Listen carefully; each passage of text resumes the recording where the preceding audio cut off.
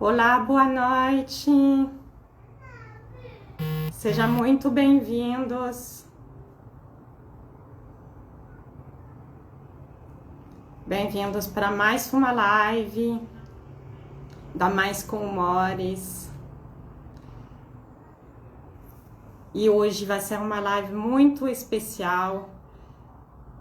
Maurício Moreno, uma grande especialista nos transtornos do humor, que são a depressão e transtorno bipolar. Então, eu estou bem ansiosa para essa live. A doutora Deixa eu colocar isso aqui.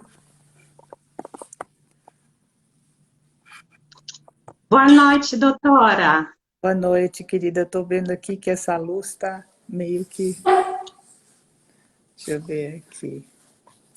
Seu som está um pouquinho baixinho para mim. Ah, é? E agora? Melhorou? Mais ou menos. Ah, é? Então, eu acho que eu vou ter que desligar e ligar de novo, tá bom? Agora melhorou um pouquinho. Acho que depende como você está. Se for assim... Acho que eu vou ter que segurar na mão mesmo. Se for assim... Vocês estão ouvindo bem? Coloquem aqui nos comentários se vocês estão ouvindo bem a doutora Doris ou se o som está um pouquinho baixo. Coloquem para a gente aqui. Oi, boa noite. Boa noite, pessoal. Aqui está ótimo. Então tá Então bom. tá bom. Acho que Então, só falando um tiquinho mais alto. vou ter que me disciplinar para isso. Tá bom. Não, acho que é só para mim, para o pessoal tá tudo bem. Ouvindo normal aqui. Tá. Perfeito.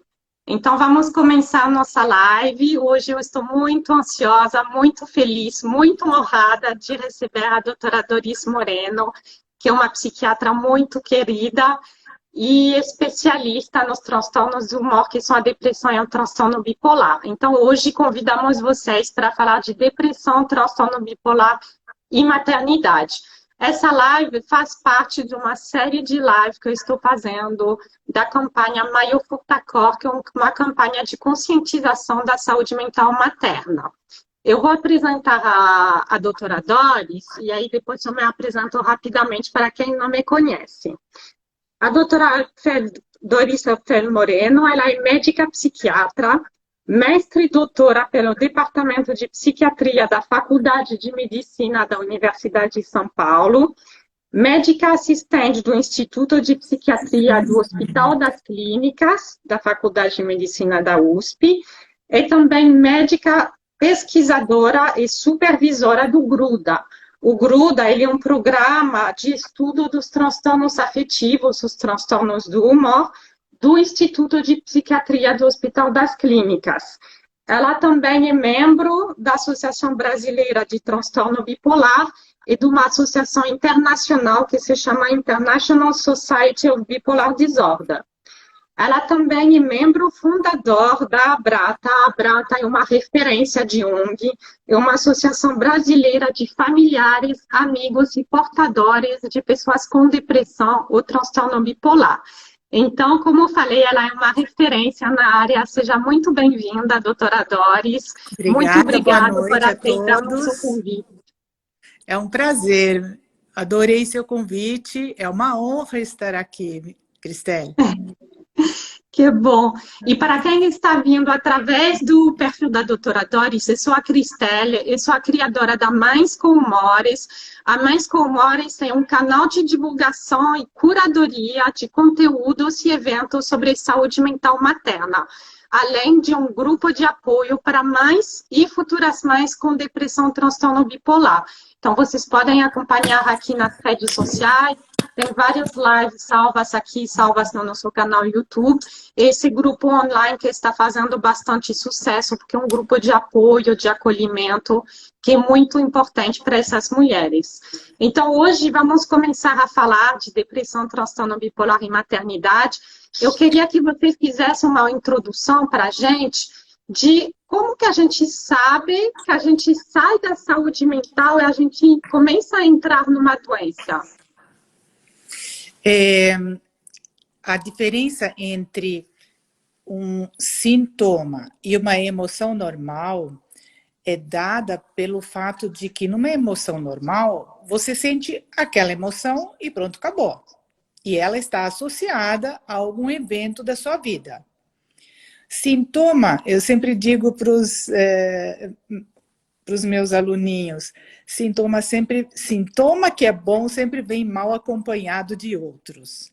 Então é sempre um quadro mais complexo, com sintomas em várias esferas, do humor, da afetividade, sentimentos e pensamentos, então alteração da velocidade dos pensamentos, alteração dos níveis de ânimo e energia, alteração na impulsividade, no humor, nos ritmos biológicos, e isso tudo vem junto, não vem uma coisa só separada da outra.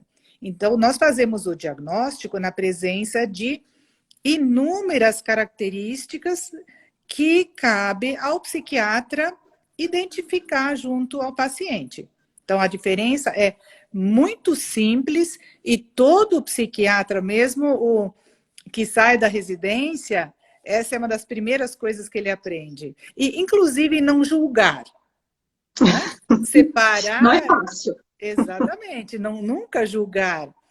E sempre separar o que é cultural da pessoa, respeitando a individualidade de cada ser humano, sempre, né? Com certeza, mas para as pessoas algumas vezes é difícil dizer isso é minha personalidade e isso é a doença, não é? Sim, exatamente porque como começa muito cedo, como começa assim, muitas vezes na infância, ou na adolescência, que é quando, na minha opinião, já deveria começar o tratamento. Portanto, na idade da formação, tanto da personalidade como da formação profissional. É lógico que os sintomas começam nessa fase. Imagine você sendo uma criança ou um adolescente que, além de ter todas as dificuldades da própria adolescência, precisa lidar com sintomas, com alterações de humor, de energia, não conseguir se concentrar nas aulas, não conseguir levantar da cama, ou então se expor quando fica um pouquinho mais hipomaníaco, beber demais, causar constrangimentos. E olha, eu tenho filhos, eu sei muito bem que os adolescentes diferenciam o coleguinha que tem problema e quem não tem. Então, se até eles sabem diferenciar quando é sintoma e quando é uma coisa que é inclusive da adolescência, quanto mais nós, e como mães ou pais, temos o dever de ficarmos atentos e impedir que o preconceito comprometa a busca do tratamento. Isso é fundamental, né? Com certeza. E quando a gente olha, falando um pouco mais agora de depressão e transtorno bipolar, que são chamados de transtorno do humor, e nosso público de mais, como que a gente reconhece nas mais esses sinais de alerta? Porque eu imagino que nas mais é como em toda a população, né? Tem os sintomas que fazem para todo mundo, mas será que nas mulheres há algumas características diferentes entre mulheres e homens? Então, vamos lá. O transtorno depressivo maior, que é como a gente fala da depressão doença, ou depressão maior, para encurtar, ela é 2 a 3 vezes mais prevalente nas mulheres do que nos homens. Na idade fértil, antes da menstruação, e depois, na menopausa, os riscos entre os sexos se igualam. Então, evidentemente, existe uma relação entre depressão e alterações hormonais cíclicas, repetidas, no físico da mulher, que evidentemente se refletem ou têm um eixo de conexão com o cérebro, um não, inúmeros, porque é o cérebro que comanda o envio dos hormônios femininos para que tudo funcione, né? Nós temos que lembrar sempre que existem inúmeras conexões entre o nosso cérebro e todo o organismo. Então, isso é muito importante. No caso do transtorno bipolar, falo já do transtorno bipolar, né? Só em termos de taxa entre os sexos, o transtorno bipolar tipo 1 é igualmente prevalente no transtorno bipolar, entre homens e mulheres, no transtorno bipolar de tipo 1.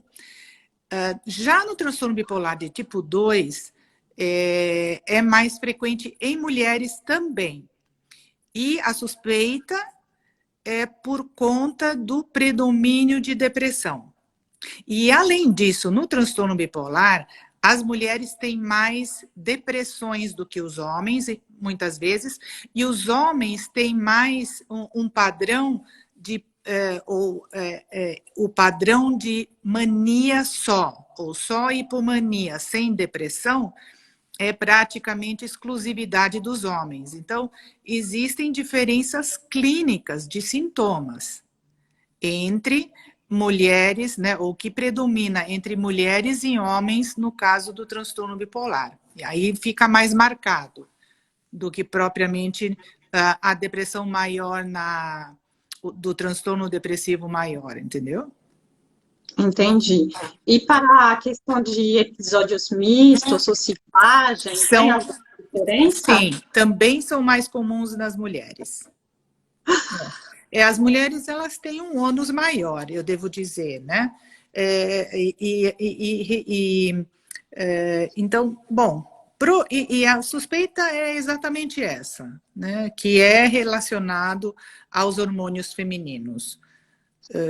Outras doenças também são mais associadas aos hormônios femininos ou de maior risco, ou onde os hormônios femininos atuam de alguma maneira, por exemplo, no transtorno disfórico pré-menstrual, que é a exclusividade das mulheres. Então, de qualquer modo, quando a gente vai avaliar sempre doenças recorrentes, e a recorrência da menstruação, existe uma correlação entre essa ritmicidade, possivelmente, que é determinada pelos nossos hormônios. Tem um comentário aqui da pessoa que falou, não é fácil ser mulher. Pois é. Mas é muito bom. Com certeza. Existe o ônus e o bônus. Com certeza.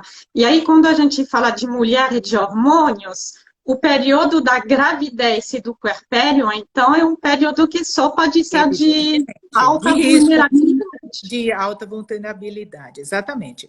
Na realidade, quando a gente vai avaliar o risco na gestação, tinha-se uma ideia de que a gestação era protetora.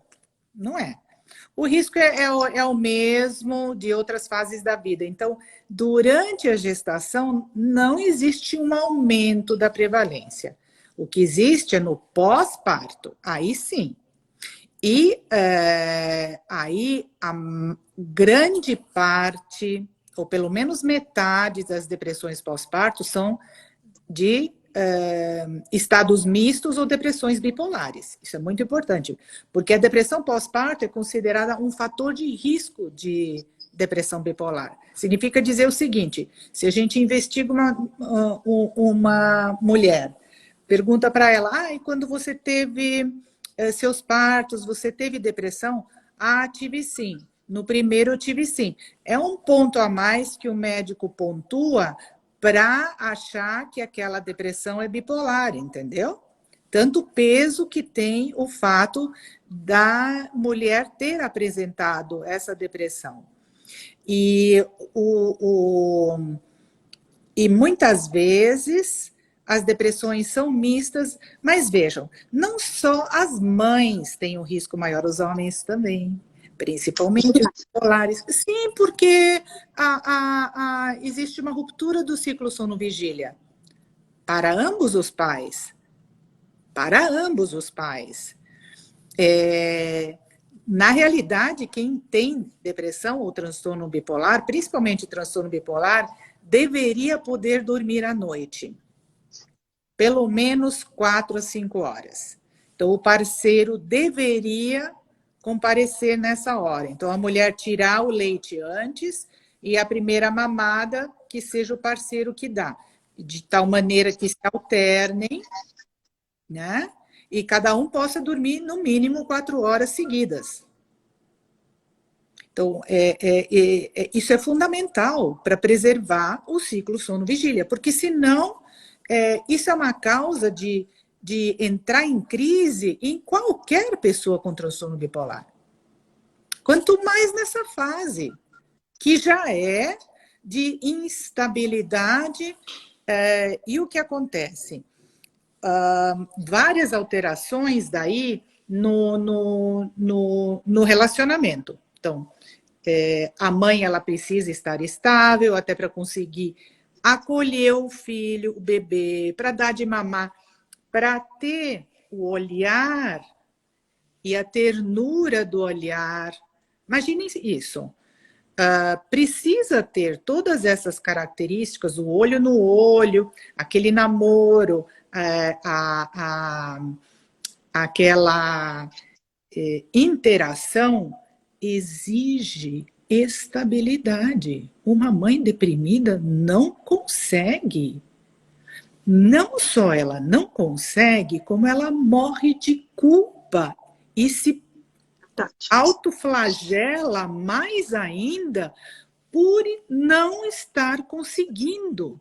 Porque não pense assim, as pessoas, para as mães tanto faz. Óbvio que não. É fundamental haver essa interação. E quando ela não existe, eu tenho pacientes que passaram pelos primeiros meses e não lembram de nada, os primeiros meses do bebê. É preciso uma boa dose de racionalização para seguir adiante, né? Porque, claro, e aí eu sempre digo uma coisa curiosa, que me lembra os outroras, né? O que acontecia, gente, quando não tinha... quando simplesmente não tinha tratamento? Como é que vocês acham que faziam as mães? Quem ajudava? Quem resolvia? Vocês devem se lembrar, então, tem a Dinda, tem a avó, tem a tia. Naquela época, havia um fator de proteção chamado grande família. Havia as pessoas que auxiliavam. Então, quando a mãe ficava doente, né, alguém ia lá, ou algumas mulheres da família mesmo se cotizavam para cuidar desta criança e dar o amor necessário, o cuidado necessário. Hoje em dia, o que acontece com as mulheres?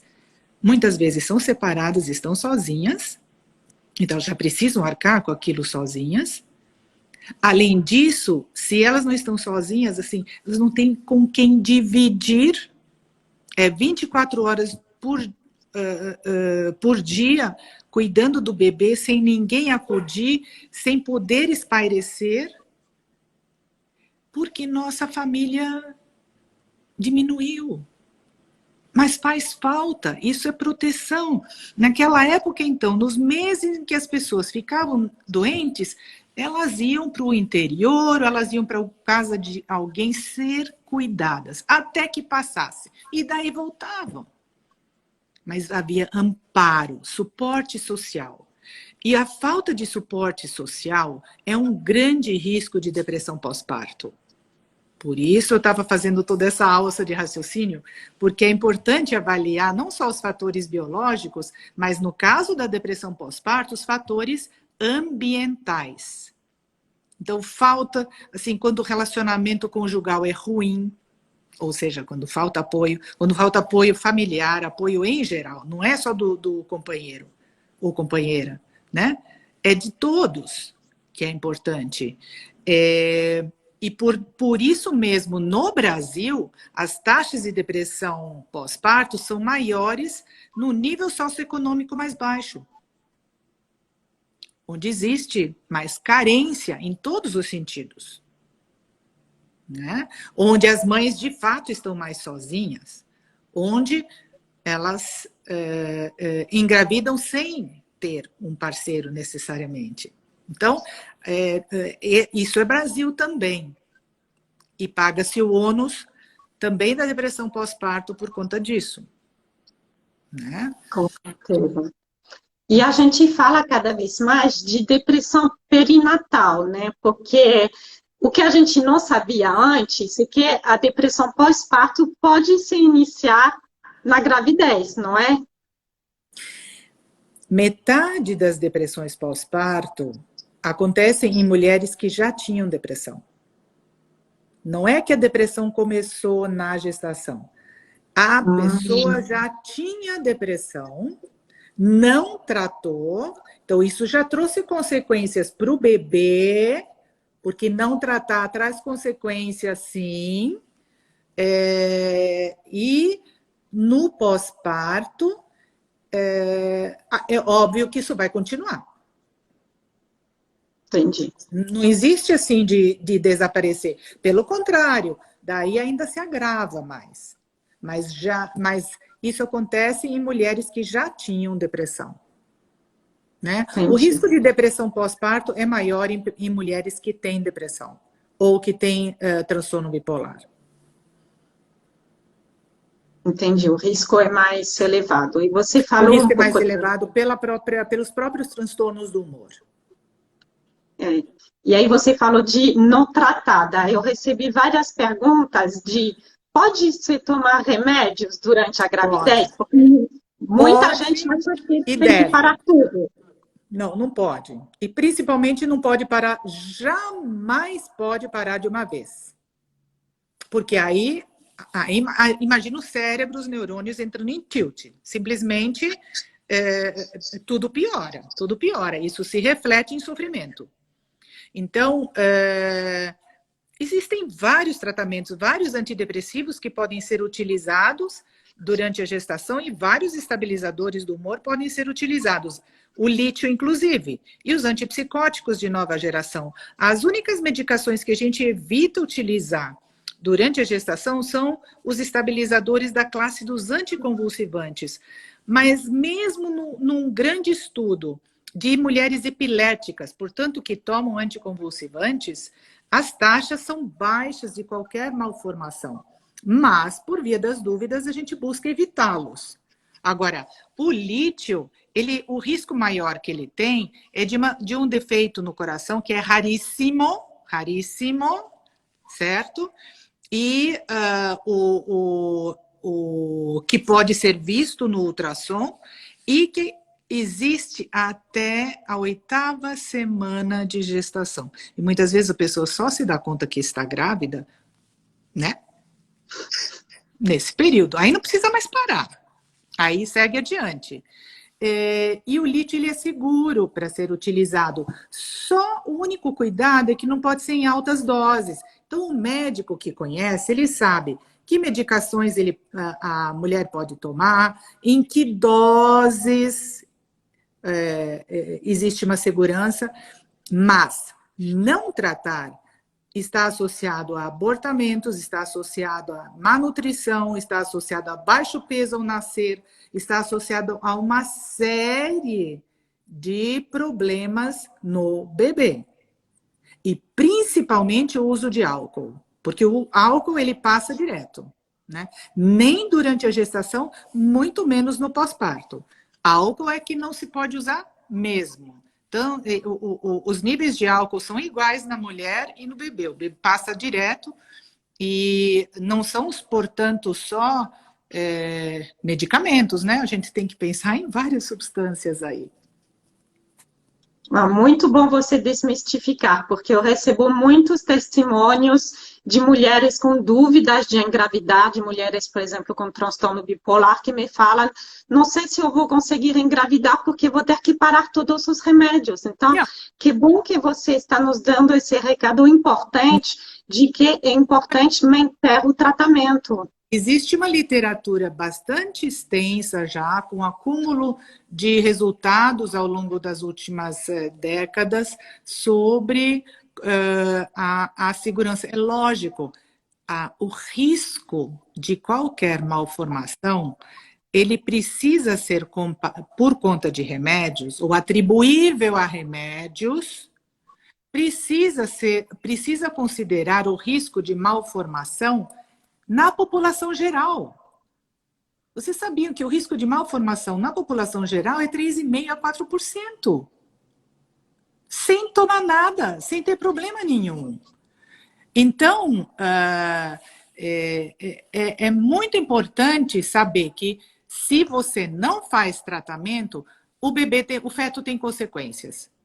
E você tem consequências porque se você está deprimida, você não faz o pré-natal corretamente, você não toma as medicações corretamente, você não tem paciência, assim, existe um prejuízo do relacionamento com o pai da criança, né? Existe uma série de consequências que são da depressão. Já é uma fase nova, em que o grupo de comparação são controles normais da população geral. Né? Sempre precisamos levar em conta isso. E não quando vocês vão ler algum artigo, o lítio está associado a tal taxa de... Ok, mas qual é a taxa nas mulheres controles da população geral? Você sabe, por acaso? Ou aquele artigo induziu você para algo errado? Ou a pessoa simplesmente não sabia dizer. Daí porque é importante a gente entender de pesquisa e saber criticar qualquer resultado que aparece. E não tomar aquilo como verdade absoluta. Sempre, claro, existem riscos. Mas quando a gente pondera riscos e benefícios, na minha opinião, em todos os casos, os benefícios de manter o tratamento durante a gestação no pós-parto, de longe superam os riscos. Muito bom ouvir isso. E temos questionamentos, eu recebi também, eu vejo que aqui passou, a questão do fator genético, porque a depressão e o transtorno bipolar são doenças que existe sim uma causa genética por trás? Existe, na depressão, a herdabilidade é em torno de 50%, 40% a 50%. Significa dizer que quando uma pessoa tem depressão, metade da causa é atribuída aos genes. No caso do transtorno bipolar, isso sobe para 80% a 85%.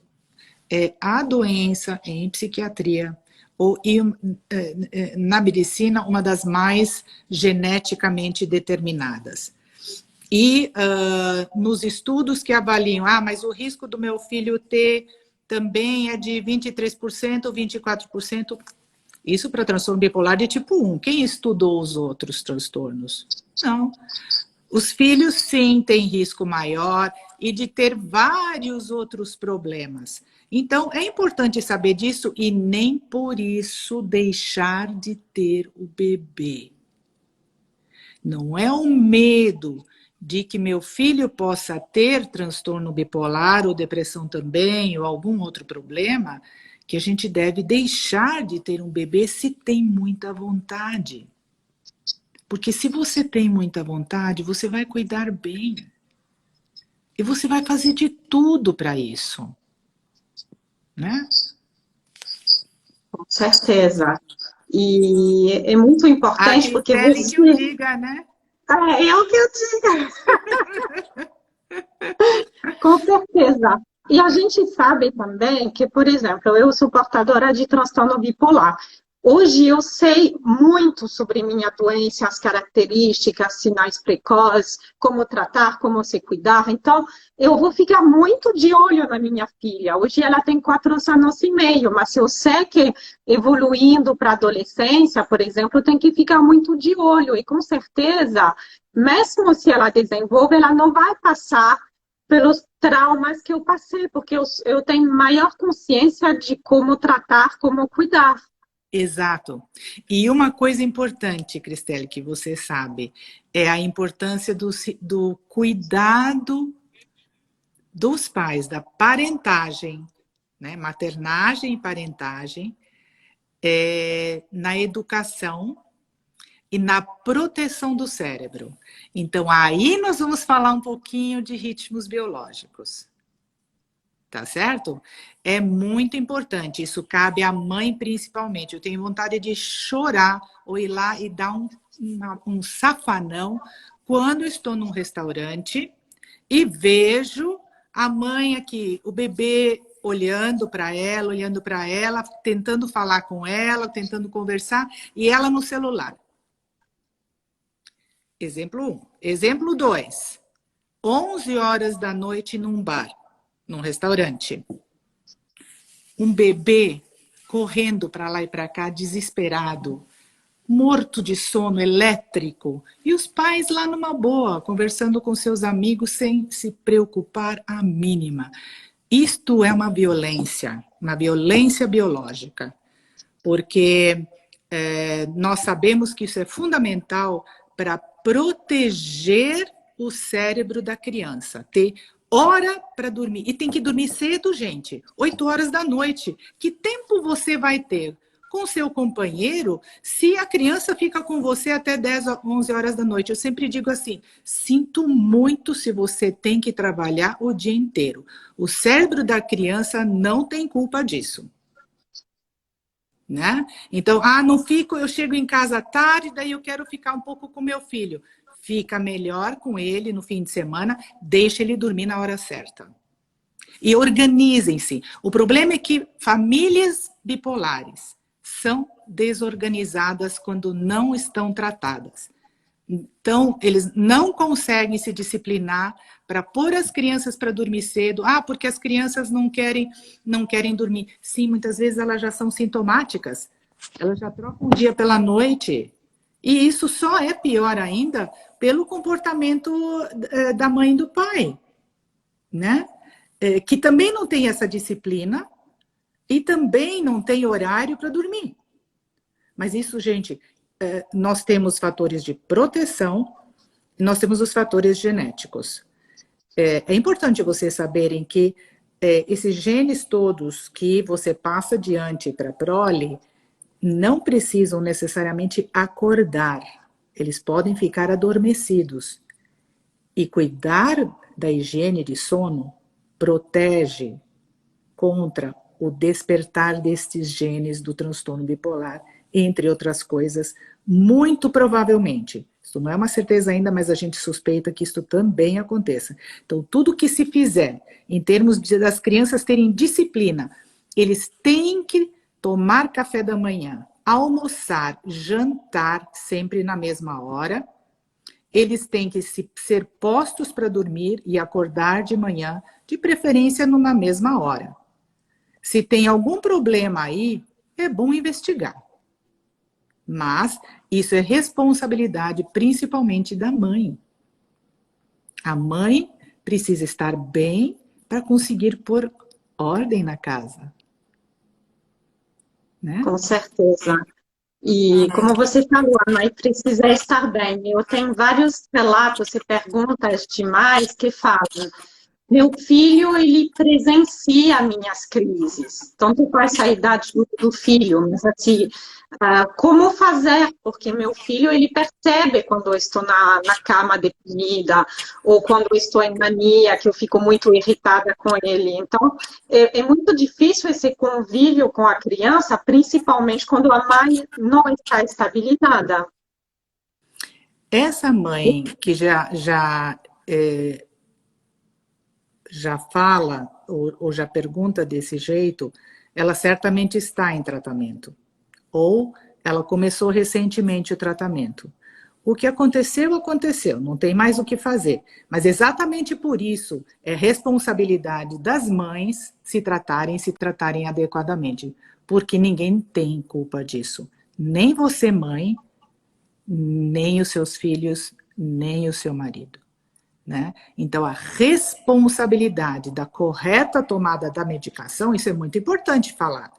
Não é diminuir ou achar que o médico está dando muito remédio. Transtorno bipolar requer muito remédio, sim. A não ser que seja bem leve e precisa tomar, senão não vai ficar bem. Se começar a não tomar direito, os sintomas voltam. E, sim, isso é uma das características dos filhos. Eles presenciam, inclusive, tentativas de suicídio. Né? E é realmente grave. São eventos estressantes. E eu tenho que ouvir de filhos que dizem, olha, eu não quero saber da minha mãe. Minha mãe só me dá problema. Mas isso são filhos que buscaram tratamento e mães que nunca se trataram. Ela está sempre ou gastando demais, ou de um jeito, e ela fica me ligando o dia inteiro, ela não tem sossego, eu não posso vê-la. Então, para nunca acontecer isso, hoje em dia não precisa mais acontecer. É importantíssimo tratar-se direito, e se não está funcionando, mudar de médico. Procurar atendimento em outro lugar. Você tem que haver um jeito, tem que melhorar, né? Tem que parar o sofrimento, parar essas fases todas. Porque, além de tudo, o que acontece na mãe sintomática? E isso a gente tem um estudo sobre isso na maternagem, acho que a Daniele Bill já falou, né, em outra live, um estudo que nós publicamos sobre maternagem no transtorno bipolar, mostrando que, comparando com mães controles, então mães que eram do serviço de ginecologia e obstetrícia, 33% das mães bipolares causavam abuso físico ou emocional nos seus filhos, comparando com menos de 2% das mães controles. 33%. 33%. A maioria eram separadas. É uma amostra, claro, era uma amostra do nosso grupo, uma amostra de mães mais graves, a maioria bipolares tipo 1, mas isso reflete a realidade. Né? E o que acontece daí é que a mãe, na crise, ou quando ela está em crise, ela fica irritada, impaciente, intolerante, né? Briga por conta de nada, ela quer morrer de culpa nessa hora, eu sei, mas ela não consegue controlar, e isso é característica de sintoma, não consegue controlar, e depois o que faz quando a criança apronta? Morre de culpa, vai lá e alisa. Essa característica de educação é muito comum em famílias bipolares, né? Então, aquele abuso emocional por conta de um evento absolutamente sem importância, em que, na verdade, era só entender que é molecagem, brincadeira, levar como se você fosse a avó, com ternura e compreensão. Na dica, faz de conta que é a avó, a gente dá desconto em tudo. E, ao contrário, daí quando apronta, quando precisa de limites, não consegue dar. E não consegue educar. E daí essa criança, esse jovem, ele já tem problemas na sua personalidade, no seu desenvolvimento, por conta disso só. Independente do risco genético. Então, o que pudermos fazer, se a mãe se trata e o pai se trata, isso também significa fator de proteção para os filhos. Porque eles não vão ficar sujeitos às suas crises. Verdade. E é muito complicado porque são doenças, como você falou, que o fator genético é importante. Então, quando você sobe na família, olha para seus pais, seus avós, os primos, os tios, você percebe pessoas que têm essas características, esses sintomas, só que nunca foram tratados. Exato, é a Então, maioria. a maioria, fulano é de lua, fulana sempre foi difícil, irritadíssima, e algumas vezes é só sintoma que nunca foi tratado. Isso mesmo, isso mesmo. Então, por aí que a gente vê que a genética é muito maior do que aquilo que diz nos estudos, Cristela, porque aquilo diz respeito ao transtorno bipolar tipo 1. E nós temos todo um espectro bipolar nas famílias. Desde aqueles que têm só depressão, até aqueles que têm dependência de álcool ou drogas, isso é muito comum hoje em dia, aqueles que têm alterações alimentares junto, aqueles que têm principalmente dores, e aí vamos falar de dores. Por exemplo, transtorno bipolar está associado a enxaqueca. Não, os transtornos do humor de modo geral. E isto, olha que chato, também é mais comum nas mulheres bipolares do que nos homens. Então, quadros dolorosos também são mais comuns nas mulheres bipolares do que nos homens. E vamos saber de uma coisa, se vocês não sabiam. O transtorno psiquiátrico mais associado à dor de qualquer tipo, dores vagas, difusas, aquelas que você garante que tem um problema e não tem nada, e o médico sabe que não tem nada. O médico, ele sabe muito bem quando aquilo é nervoso ou psicológico. E daí, olha, as pessoas se sentem ofendidas quando encaminha para o psiquiatra, né? Mas o fato é que isso tudo também faz parte do transtorno bipolar e costuma ser mais comum. As comorbidades médicas também são mais comuns na mulher. Então, enxaqueca, hipotiroidismo, porque o hipotiroidismo ele já é mais frequente na mulher do que no homem, né? E daí existe uma grande relação entre hipotiroidismo e transtorno bipolar. Então, um cuidado a mais quando a gente prescreve lítio, que também ao longo do tempo pode diminuir a função da tireoide, o que jamais contraindica, porque é super fácil tratar a tireoide, super, gente. E só que muitas vezes ele só acelerou o hipotiroidismo que iria acontecer de qualquer jeito, né? E que dos problemas é o menor, tá certo? Entendi. E eu achei interessante assim, o elemento que você trouxe de exemplo de relacionamento dentro da família, principalmente a mãe bipolar com seu filho, de um lado muito distante, muito com raiva, irritada, e quando passa para o outro polo, super protetora.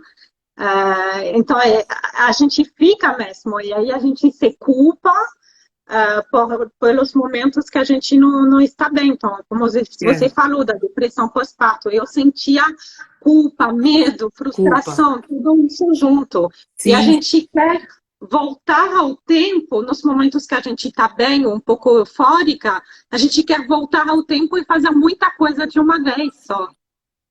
E daí é demais também. Sobrecarrega também, né? E as crianças, o que acontece? Você sabe que não está bem quando a criança se afasta de você. Quando a criança não quer ficar com você. Desconfie sempre que você não está bem. Alguma coisa mudou e os filhos, eles são extremamente sensíveis às mudanças de humor nos pais, na mãe em particular. E o que não pode acontecer, que eu já ouvi várias vezes, é assim, ai, meu filho é um amor comigo, ele entende tanto quando eu estou deprimida. Ele não tem que entender nada. Ele não tem nem que saber, ele não teria que conviver com isso. Ele não é um mini adulto. Ele é uma criança e, como tal, ela precisa levar a vida. Olha quanta responsabilidade a pessoa com depressão tem. Porque ela precisa se haver com isso e ser responsável.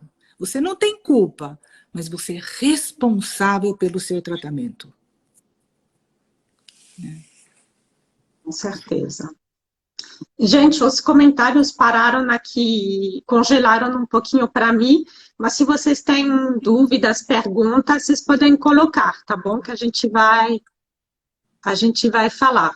Tem uma pergunta aqui que, quando a gente falou de dores, seria o caso da fibromialgia? Sim, sim, claro, com certeza. A fibromialgia precisa ver se não está associada a um transtorno bipolar. A gente sabe em estudos que existe uma grande correlação. E quando o transtorno bipolar é bem tratado, somem as dores. Agora vejam como é que é o perfil das mulheres com fibromialgia. Agressivas, aceleradas, autoritárias, donas da razão. Isso tudo é sintoma. E aí toma antidepressivo, fica ainda pior ao longo do tempo, né? Então é bem complicado. Quetiapina pode ser usada na lactação. Porque tem isso também, tem os remédios para a gravidez e os remédios para a amamentação, e não necessariamente são os mesmos. Não são os mesmos necessariamente. Só que aí vilaniza-se sempre o lítio na amamentação, né? Mas o que passa pelo leite materno para o bebê é 1/4. E quando as doses de lítio são mantidas no mínimo, não existe problema.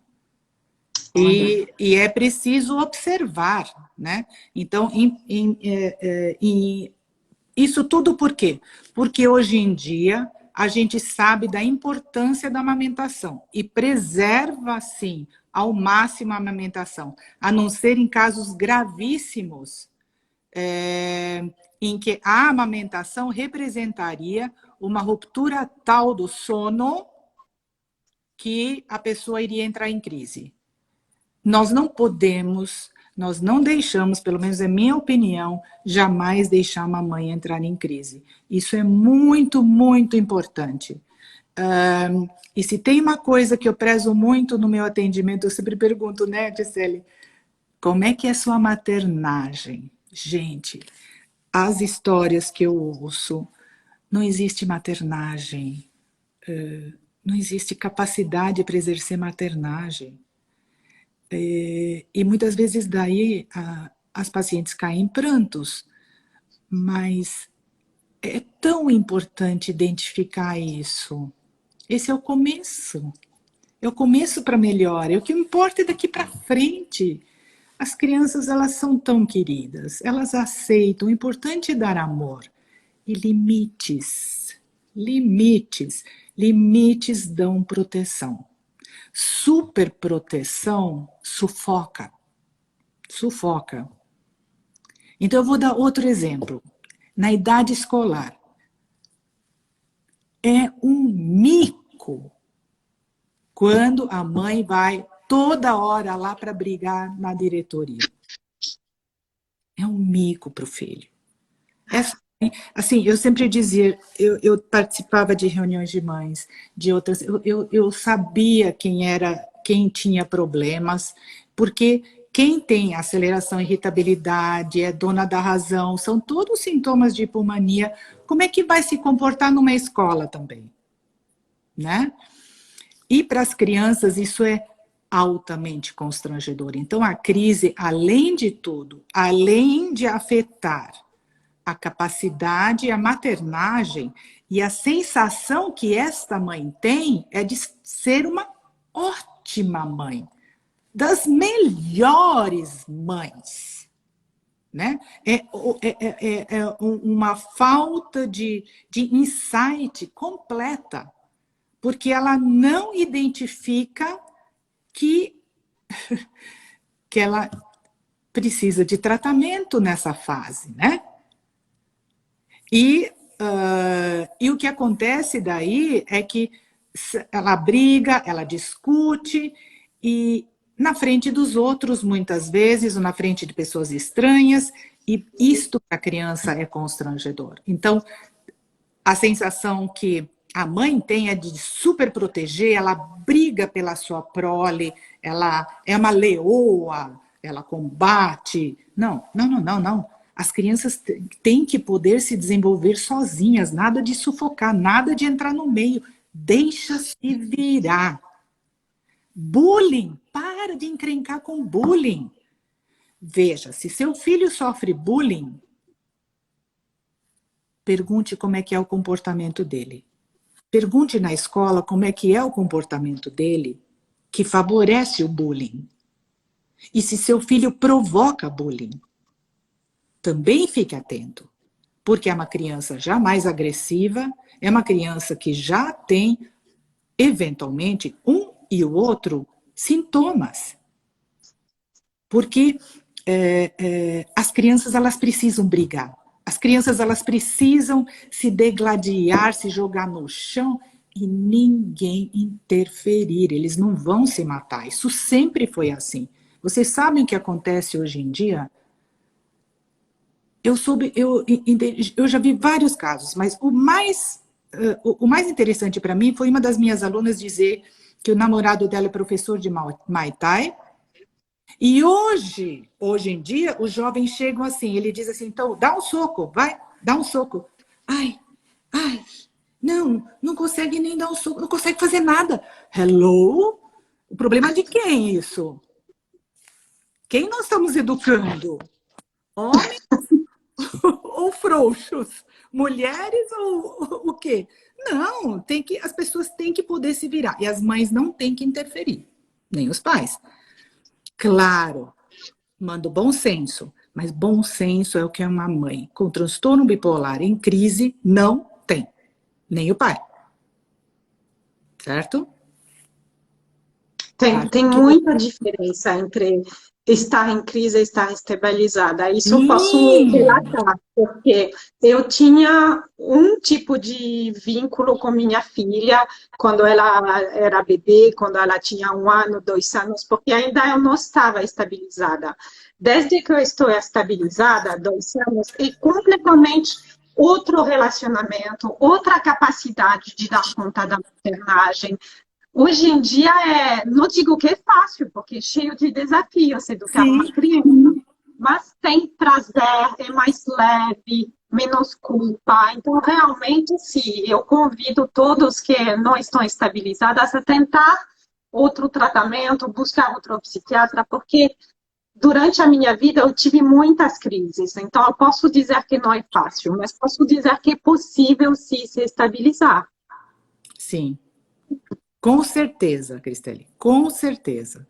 Às vezes leva mais tempo, mas com o tratamento, no mínimo o que acontece é que a cada ano as crises são menores e mais espaçadas. Isso se a doença já vinha por muitos anos antes do diagnóstico, que é mais regra do que exceção. Né? Mais regra do que exceção. Assim, muitos anos de doença, muitas crises, muitas consequências, do familiar falar que não existe mais pedra sobre pedra, e como eu fico feliz com famílias felizes, quando daí todos se tratam. Muitas vezes, todos passam a se tratar. E é impressionante ver famílias felizes, ou então socorrer um paciente que está prestes a se separar, e daí dizer, não, mas isso não é ela. Não é ela não é desse jeito. Ela está em crise, ela está doente. Isso vai passar.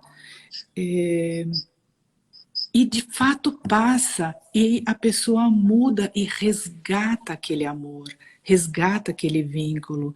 Então, tem tanta coisa boa que pode acontecer, tantos vínculos rompidos que podem ser arduamente reconquistados muitas vezes, principalmente com os filhos. Principalmente com os filhos. Mas requer tempo às vezes, depende tudo do impacto da sua doença na vida, né? Mas é tão importante saber que vale a pena entender que se tem amor, você tem um santo remédio. Você tem um santo remédio. E eu, como médica, aposto nisso nas famílias. Eu incentivo isso, eu acho que isso é fundamental. Todos esses vínculos, o respeito, o resgate do amor próprio, do respeito a si mesmo, da valorização de si mesmo, tudo isso é possível. Tudo isso é possível resgatar e daí passar para o seu filho. Ele vai amar. Que lindo, saber que a gente pode resgatar. A gente não consegue mudar o que passou, né? Mas se a gente se atenta a viver o presente para um futuro melhor para nosso filho. Tem alguns comentários aqui da Ju. Cris, te admiro demais. Vamos se procurar sempre o tratamento. Obrigada, Ju. Tinha uma pergunta lá mais em cima, que aí eu vou mandar escutar uma live do Gruda, que é como fazer o diagnóstico do transtorno bipolar. Isso. Essa pergunta a gente pode demorar 1h30. Ah, é verdade, é verdade. Por favor, eu dei uma live, não faz muito tempo, posso fazer propaganda, Grisele?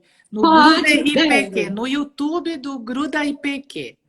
Causas e quadro clínico, né? Aqui uma pessoa falou, e eu acho muito importante, assim, talvez dar uma resposta aqui, que a pessoa sente falta da loucura quando ela está em tratamento. Porque ela se sente entediada. Então, você não sente falta da loucura coisa nenhuma. Você sente depressão quando você está em tratamento e o seu tratamento precisa tirar você dessa depressão que te leva a sentir tédio, boring, falta de prazer, tudo fica meio blé. Não é normal.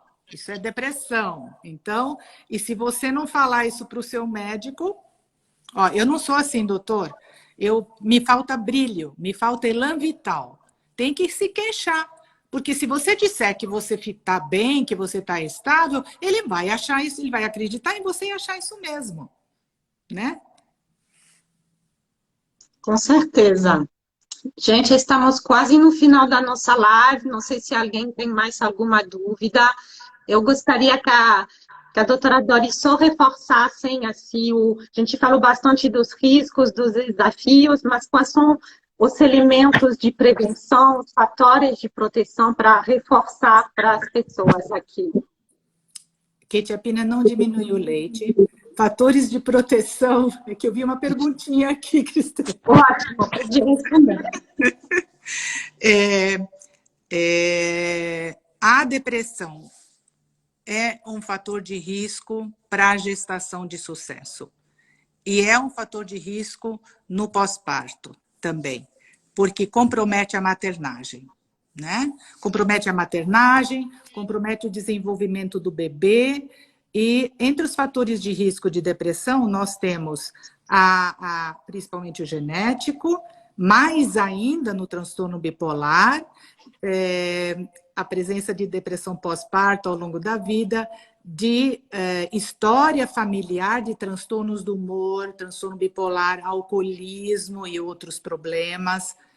Sempre conta, porque muitas vezes estes problemas são consequência de um transtorno bipolar não diagnosticado. Entendem? Então é importante a história familiar e ao longo da vida a pessoa teve vários episódios, né? Então, são fatores de risco essas recorrências inúmeras que são mais frequentes na depressão bipolar do que na depressão do transtorno depressivo maior. E características clínicas, pior resposta a tratamento na depressão que é bipolar, mas é tratada como unipolar, a pessoa deixa de responder com antidepressivo e ela fica com sintomas mistos depois de um tempo, né?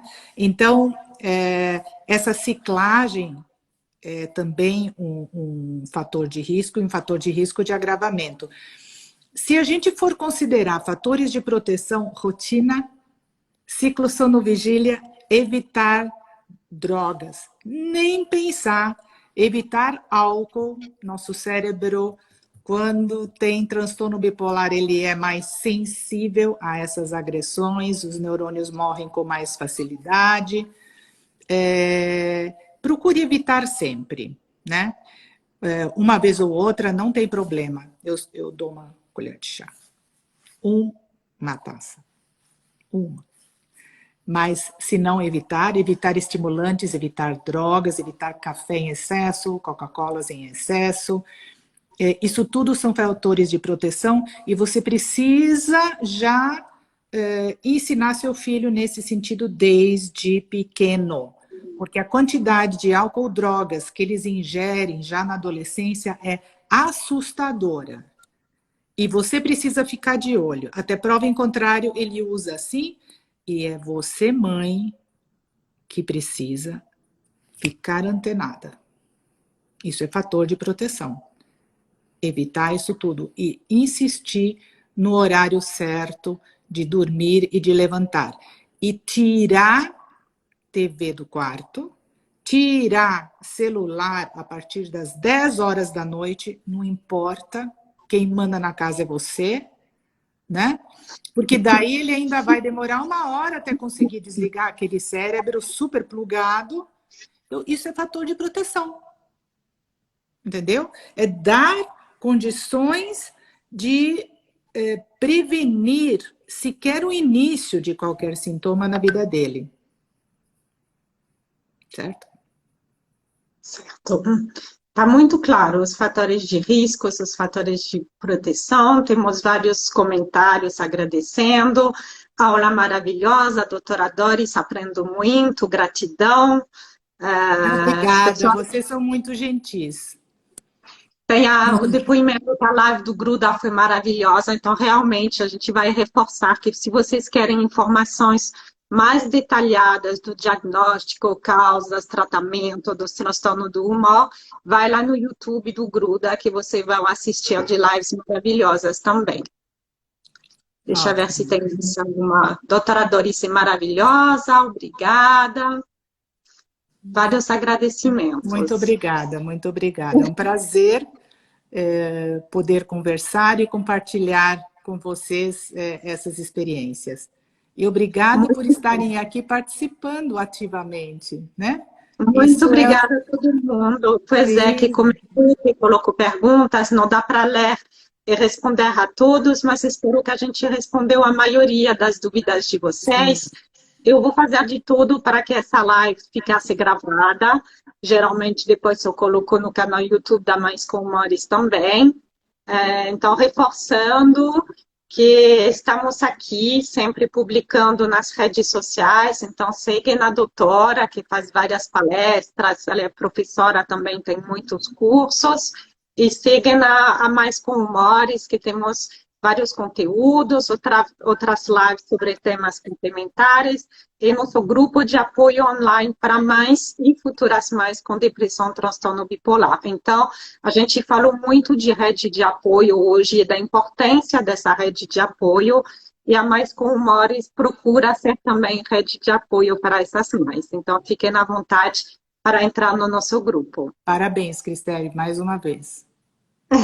Muito obrigada, doutora. Eu queria, em nome de todo mundo que participou hoje, todo mundo que vai assistir depois, fazer um grande agradecimento, um grande coração para você. Que